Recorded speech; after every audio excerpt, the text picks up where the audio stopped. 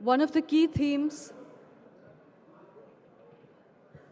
like internet control, like the issue of censorship, one of the other big issues that has been exercising most Indians, and that cuts across class structures and language barriers and geographic differences, is the whole issue of development, corruption, and the nexus that has developed in Indian society between politics and big business. It is nobody's case that there should be no development. It is nobody's case that we should be a country where there isn't great entrepreneurial energy, great development, great industrial enterprise. But the question really is, how can all of that sit comfortably within democratic rights and the idea of social justice, which across 2 days we've been arguing again and again is the very basis of a civilized society?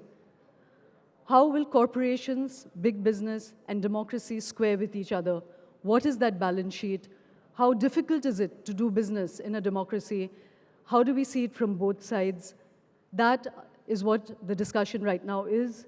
To discuss that, we have Praful Patel, who has been the Civil Aviation Minister, who now is the Heavy Industries Minister, and so very germane to this issue. We also have two extremely well-known, respected, and big industrialists, Rajan Mittal, who owns one of the biggest telephone companies in the world. They have over 225 million subscribers, also the sponsor of this event, so we have to thank him for that. And Sajjan Jindal, who owns the JSW Group that is involved in infrastructure, mining, ports.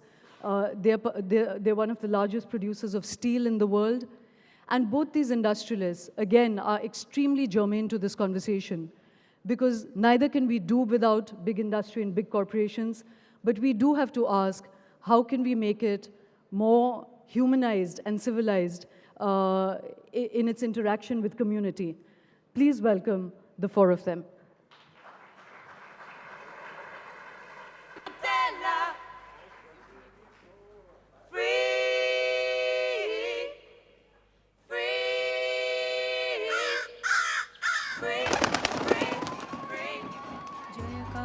Kalyani खरपदारिणि Girija Ghanshyam Chandika छत्रधारिणि Girija जगजननी Jwalamukhi Adishakti आदिज्योति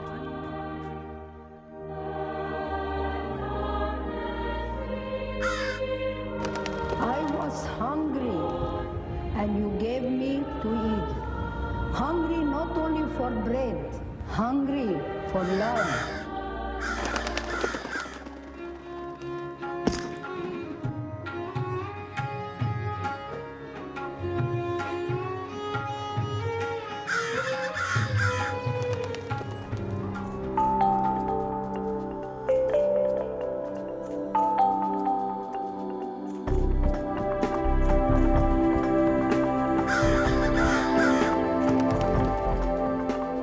I think this is my bounden duty and I must endure.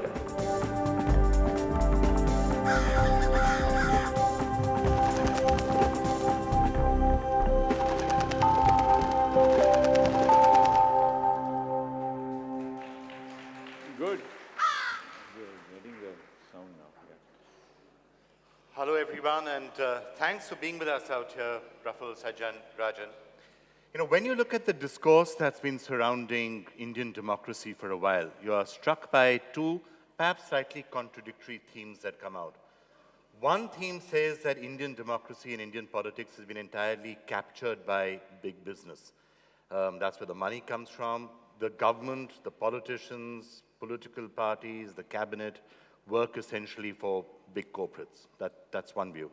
Second view, when you talk to any of the big corporates, is that actually that's exactly the opposite. It's impossible to do business in India. The politics and democracy and ministers only worry about vote bank politics. And they try and do whatever they can to make sure that industry cannot survive. Now, both can't be true, or are they both true? So why don't I start off with you, Praful? Which of those is nearer the truth? Well, let me begin with that the credibility of politicians is at an all-time high right now. I was 30 minutes before this session waiting in the lounge to be called, And I hear on the television screen sitting there that Praful Patel's flight is late, and therefore the session has to be postponed. So that's what I meant. The credibility is so high that even if I was on time, first it had to be put across that I had to be late. You know, there are two people whom it's very easy to blame. Number one, politicians. Number two, the media. So don't worry about it. And my flight couldn't have been late. At least I have some more friends in civil aviation to make sure that my flight lands in time. Okay, on a more serious note. I think, you see, all what we are seeing is making big noise in the last couple of years. Big business and politics have to coexist. It's not a question of wanting it or not wanting it. In the good old days, I mean, I'm going even to the pre-independence movement. You had Mahatma Gandhi, who used to be supported by big business, not for any gain or profit, but to see that the national or the freedom movement went ahead. So you should recall, and everybody does recall, that Gandhiji used to stay at the Bajaj ashram in Wardha, or used to stay at the Birla house in Delhi. These are all facts well known. So to say that politics and big business do not have a connection or cannot coexist would be completely unfair. The issues are more recent, I would say. But I would say post-independence, when we went into the license quota Raj, we went into issues where you could produce so much only until and unless the government gave you the permission. All those were a culmination of the issues which are now compounded today and which have, caught public attention. And I think we need to realize that if you look at the history of India, we are not a very old country. We got our independence in 47, we are in 2012, in 65 years. I think India has moved far ahead. Yes, there are issues which need to be corrected. The course correction is taking place. And therefore, even in future, business and politics will have to coexist together. Even in mature democracies like the United States or in the United Kingdom, don't you find business and who funds the elections to the US president? Ultimately, big corporations, big people with money are contributing to these causes. But the fact is, the question is of transparency, the question is of accountability, the question is how far do you go to, accommodate each other or to do things which would be construed as profit or benefit. I think these are the things which need to be addressed. And over a period of time, as more and more transparency is setting into India, I think these issues are also going to be resolved over a period of time. Sajjan, naturally, obviously it's clear that business and the government and politics do have to coexist. I guess the problem comes when there's a suspicion or there are charges that actually government is getting captured by big business. And that's when democracy starts to become kleptocracy, crony capitalism, those words come in. And it's happened in many countries around the world. I think what is very important in our country, of course, it's an evolutionary process. Our country is going through a big change. Now the corporations are getting bigger and bigger as our country is growing, and there is a lot of aspiration amongst the youth of our country. So the corporations the sizes are becoming global size. 10 years ago, we couldn't think of a single industry in India which was of global scale. Today, there are in many fields we have industries, whether it is steel or petroleum or oil, where we have global scale businesses. Now, that brings in a huge issue because today the problem is that we have a lot of discretionary power in the political system. The politicians, the people who are heading the ministries, I mean, Praful is here, or even otherwise, they have a lot of discretionary power. As long as this discretionary power is going to remain with the bureaucracy, with the political system, we are going to find this huge, huge problem. For example, I need an iron ore mine. Now, if I go to a mining minister and he can sign and I get an iron ore mine which is worth billions of dollars, then it's a big dichotomy. So this has to go. In other countries there is a complete transparency, and everything happens through a very, very transparent system, whether it is through auction, whether it is through tender system, and then there has to be, everything can't be very transparent, then you have to have very strong regulators, which can then control that. If these two things can be brought together in a very systematic way, which again, as I said, is evolutionary in nature, it will happen, but it will take its own time. And I think right now the issues which are being cropped up every day by the media or by few NGOs, I think as a sounding thing, as a whistleblower, it's a good concept which is changing, which will change hopefully our economy and our system. Well, if you're referring to Mr. Kejriwal as an NGO, he is now a political party, so I guess there's going to be a new relationship that will come up between business and Mr. Kejriwal at some point. Rajan, obviously, with discretion, there are individual cases of corruption, which I'll turn to in a minute. Somebody taking money and then giving something to a businessman, that's corruption, that's a separate issue. The role of the state itself, the Indian state, when it comes to dealing with Indian business, which way does it work? Whom are they tilted more towards? The vote banks or the big corporates? Actually, it's both. We have to realize, as Sajjan said, if discretion is given, which is enough in this country, that's where the problem starts. Also, politics has to be done, and you can't avoid, there's so many people down which need to be helped. So you can't just say the government will work for either or. Development has to come in this country. When you have 1.2 billion people, 600 million people are in agriculture, and the GDP is only 16%. Now, you can well imagine what's going to happen. The youth does not want to go to agriculture. They want to come to urban areas. Development has to take place. Who will develop? Should government do it? I think government has failed over a period of time.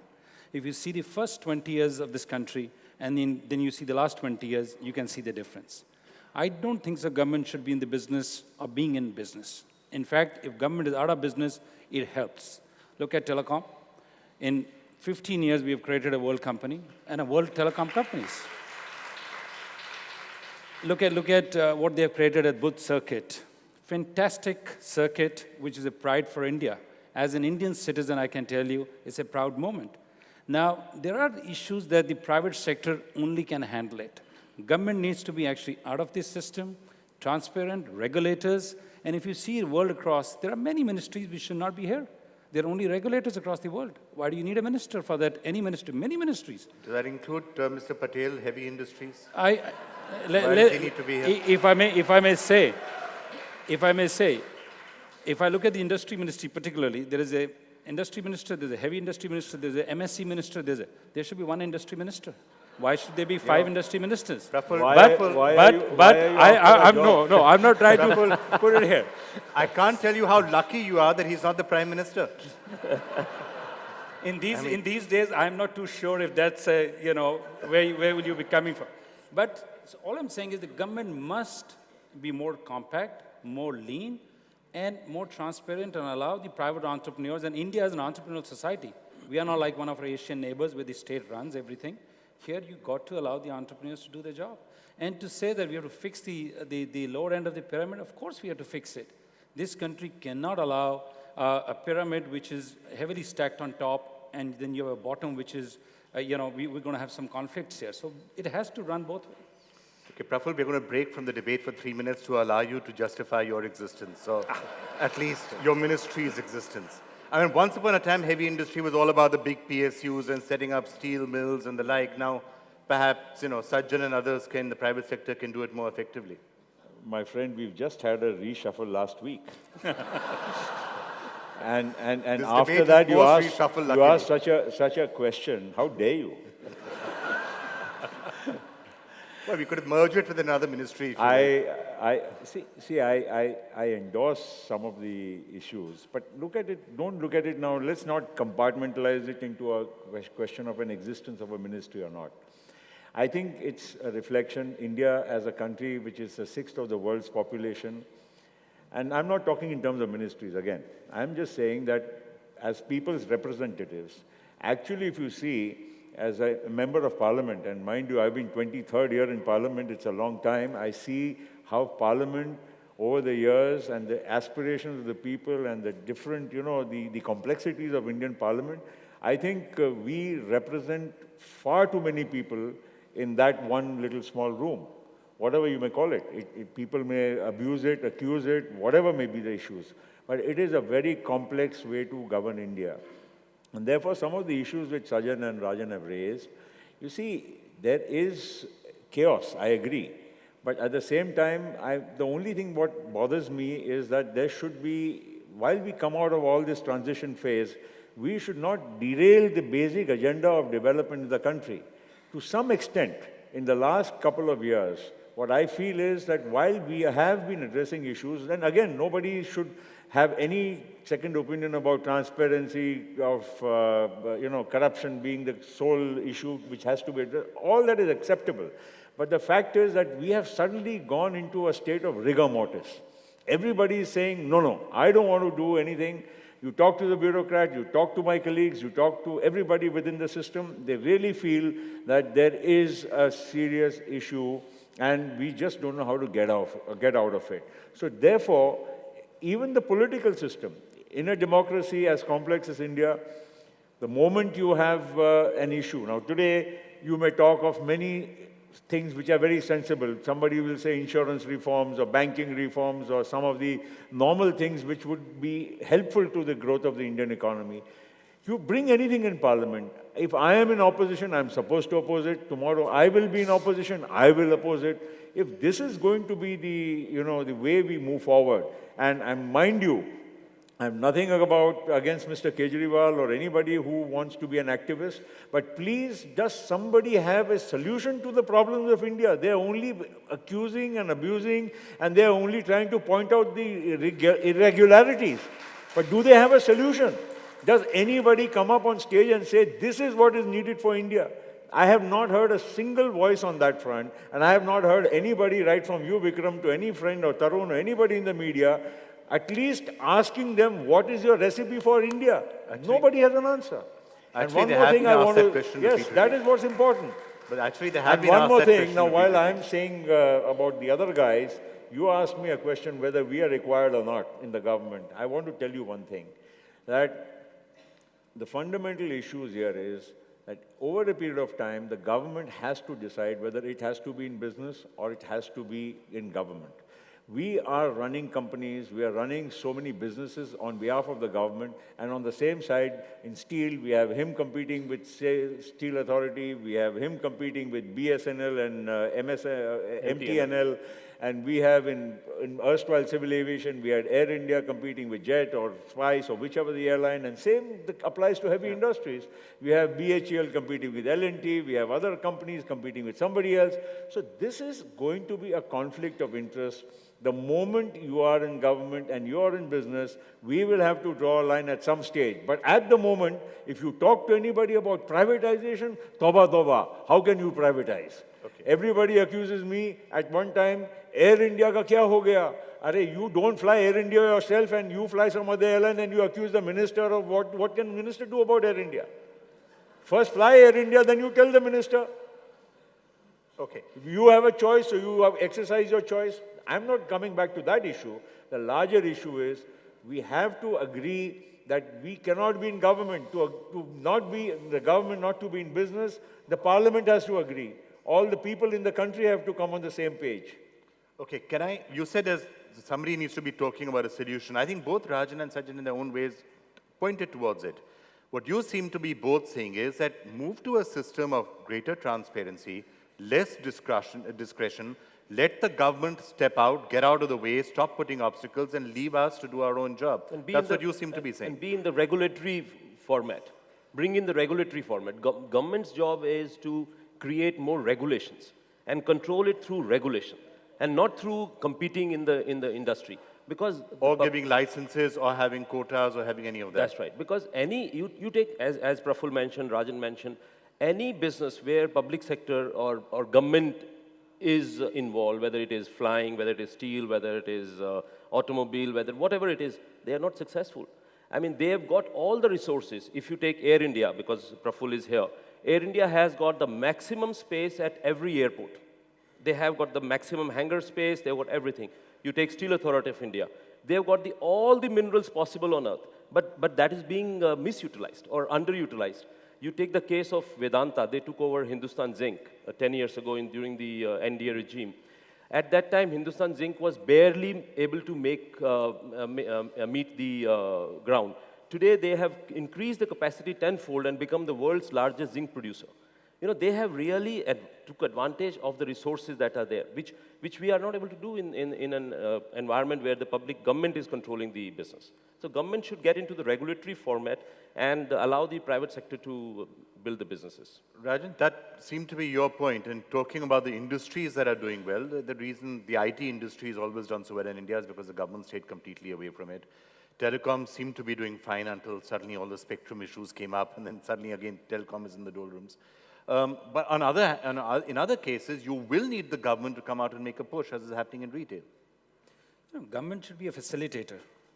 Look at the world across economies. The President of the United States will pick up the phone and call the Prime Minister and say, we want orders for Boeing. Can our system do that for us? I've never heard anybody doing, because there's always a conflict. To say the government and business will not work together is also not true in a democracy, and especially in a country like India. Because there's no transparency, people are shirking their probably responsibilities and duties. Even when we go with the Prime Minister as a delegation, and I've led many, so as Sajjan, what is said? The business delegation is there with Prime Minister, not in official capacity. You are there because you happen to be there. The US President acts like a CEO. He brings in 100 CEO on his plane. We'll never go with the Prime Minister plane because you're well aware of the media. They'll put you in a cattle class. They'll not even give you a glass of water. All I'm trying to say to the government is, adopt us. We are your flag bearers. India has gone international. His company, my company, many other companies have gone world over. We are creating new business models. There is an Indian flag all over. Why should the entrepreneurial spirit should not be brought? Because just there is some kind of a non-transparency, and people are saying, oh, if I make a call on behalf of an industry to somebody, they'll say, there's a deal. We need to get out of that. I just want to add one thing here, that until and unless India's economic growth is sustained, unless people like Sajjan or Rajan or others keep investing into more and more growth and businesses in the country, what is the solution for India's problems? Does anybody have an answer? Does anybody say that you want to give subsidies for petrol, diesel, fertilizer, for everything under the sun? You want Manrega, you want housing scheme, you want education, you want health. Fine, it's needed because there are so many people in this country who need all that. But how does the money come to the government to fund all this unless there is economic growth in the country? And that is why it is absolutely imperative that we stand as government behind Rajan or Sajjan or whoever else wants to do business, as long as they bring economic growth and employment in the country. That is very important. So acting as a facilitator is fine, acting as a regulator is fine, helping industry to grow the country is fine, but Sajjan, the other charge which I began with is that it often goes the other extreme in India. The charges of crony capitalism around, everyone's been accused about it. You were accused of it in Karnataka just a short while back. That what actually happens is something different. The government comes in and acts on behalf of this industry house or that industry house, and the unsaid messages is because of corruption or whatever it is. This brings me back to the original point that if there is a discretionary power in the hands of the people, whether they're bureaucrats or whether they're politicians, it will always create problems. Today, unfortunately, what's happened in today's environment, the profit has become a dirty word. Now, if an entrepreneur, if he starts a business, and if profit is not there, he will be totally demotivated. The profit that comes in he will take away only that much profit for himself, which takes care of his day-to-day needs or whatever. That's really stretching it. A lot of industrialists don't just take enough profits for their day-to-day dal roti. I promise you, I assure you, you know it as well as I do. I agree. There are always the odd one out, which you can... Odd one out? Should we start doing a census right now? But the point what I'm trying to say is that majority of the profit will go in to multiply the business. Because ultimately, most of the entrepreneurs, what they take pride in is in what they have created, how big the business they have created. Today, we have a platform where we can grow our businesses. And that is what satisfies entrepreneur. Not money. Money is, beyond certain level, it stops.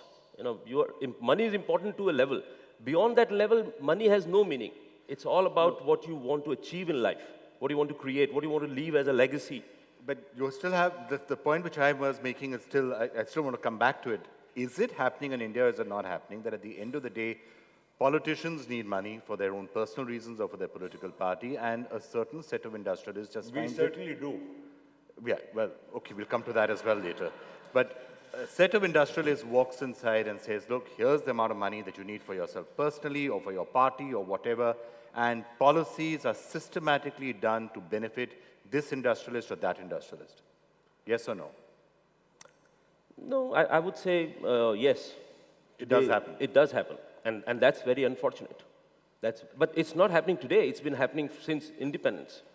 Okay. Yeah, policies are made. Which doesn't necessarily make it better, but No, yes, it doesn't make it better, but I think it's getting better. It's, over time, it is becoming more and more difficult to change a policy to benefit a group or a company. It's becoming increasingly difficult. And that's, as I said, this is an evolutionary process. It will happen more and more. Rajan, you were talking about the United States. No, a company going in and paying money to a politician or a political party to get something done. It's not that it doesn't happen in the United States. In fact, in the US, it's almost legalized. It's called lobbying. Yeah. You can go in and say, I'm paying you so much money, do this for me. And it's almost acceptable. Should this be brought out into the forefront? How can you handle this issue? No, I think the election funding is something that needs to be sorted out in this country.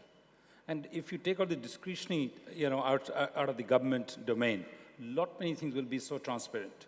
I've put an electoral trust. My job is through the electoral trust is to go to all political parties and I give them by check, because I don't want to get into muddling my hands in anything. So the election funding is very important. You need to have some kind of a system where election funding is done either by the state or it is absolutely done through the electoral trust. The problem here in India is also how the state reacts.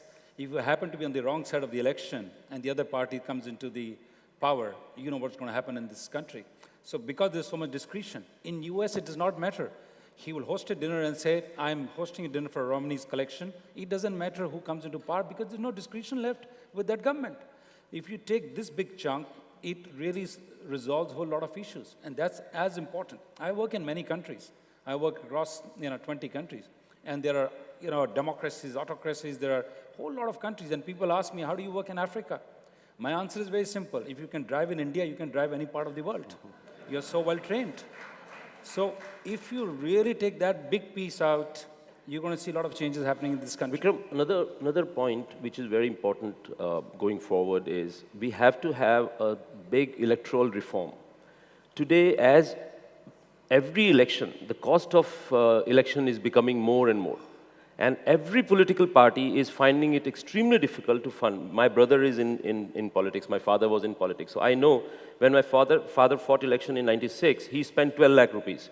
And today, I think my brother spends more than 5 or 6 crore rupees for his election. Wow. So it's becoming so much more expensive, and that's a fact of life. I was about to say, is that it? But yeah, perhaps I was going to say that. Yeah. That's not a polite thing to say. Prabhu, can I ask you a leading question? In general, most corruption, especially in the political sphere, is it individual politicians being greedy and trying to make money for themselves, or is it all money that has to be collected for political parties' funds? Well, I think it's a combination of both. You can't rule it out. There are people who may be personally wanting something for themselves. There are people who have to collect it for the political system. Yesterday, I was watching on NDTVs all the political parties who have collected money over the years, which was being shown, Congress, including NCP and everybody. And, well, these are, it's a reality check. Whether you like it or not, this will happen, this will continue to happen. Only thing is, how do we, make it more and more, as both these people are saying, to bring it into a more of a regulated framework, which does allow for all this to be collected without much of discretion to the people who collect it to dole out favors. One last thing I would say on a parting note, at least from my side, is that it's an observation, this is independent of this. You see, while we need to be a welfare state, we have so much of disparity of income and wealth in our country. We are a large population. Today, the people who are underdeprived or lesser privileged are more than the total population of India at the time of independence, in real numbers. May not be in percentage terms. So therefore, we have to be that.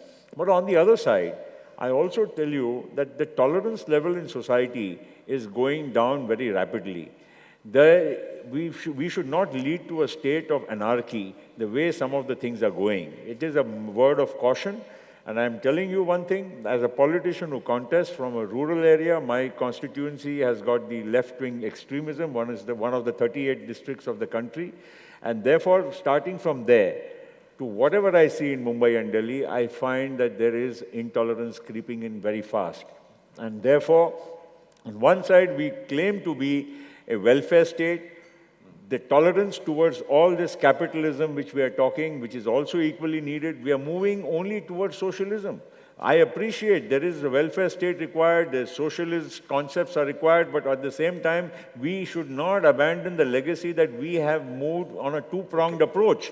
And this intolerance should not lead to anarchy. It's absolutely imperative that all of us as responsible citizens of India think very clearly about this and find solutions to that. So let me in conclusion, throw that to both of you. Rajan, at the end of the day, if you look what's happening again abroad, you're seeing many corporates and individuals, whether it's Bill Gates or Warren Buffett, actually taking the lead in philanthropy and saying the age-old laissez-faire capitalism is not going to work anymore. It is for us to really take the lead in making sure that the poorest of the poor get what they need.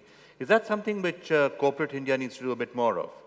I think so, because if you really see kind of early days, there was a lot of corporate India, Birla's time, and they would do it. Over a period of time, it became a kind of a tax-saving instrument. So corporates also have to take that share of blame. I'm not only saying government has to take. And government came very heavily on that. So I think we need to find a golden mean there, because US is different. US, if you, in your lifetime, don't leave the wealth to your kith and kin, the wealth tax takes 90%. So what do? They put a trust and put all the money there. So India needs to give some tax benefits, allow the corporates to genuinely work, public-private partnership. I'm doing schools. I've got about 50,000 girl children in rural India. But when I go to the HRD ministry and say, allow me to do a PPP model, they say, no, sorry, we can't. And I think corporates can monitor it better than the government as far as this is concerned. And I've done in Rajasthan, Vasu's here, she can endorse that because we've done in her state. I think that's the model they should put on the table. We will be accountable, responsible, and if we are doing something wrong, we should be hauled. I have no issue in that. Sajjan, final thoughts from you. You're saying that profit shouldn't be a bad word. It would help a lot if corporate India is then seen as the forefront of making sure that the Aam Aadmi and the poorest of the poor get their due. I think I tend to agree with Rajan. Another thing, Vikram, within this, the corporate social responsibility, as they say, it's in future it will become impossible to work in a large enterprise in a rural area without taking care of the community and the society at large. So it automatically, the pressure is coming on the corporate India to give and to take the whole society, whole community along with you as you grow, at least in the area of your impact. So it's happening, and corporate India must do, and I completely agree with what Rajan said. All right, well, thank you all so much for joining us, and let's see how the relationship between democracy and politics and big business works out as we go forward. Thank you, Vikram. Thank you.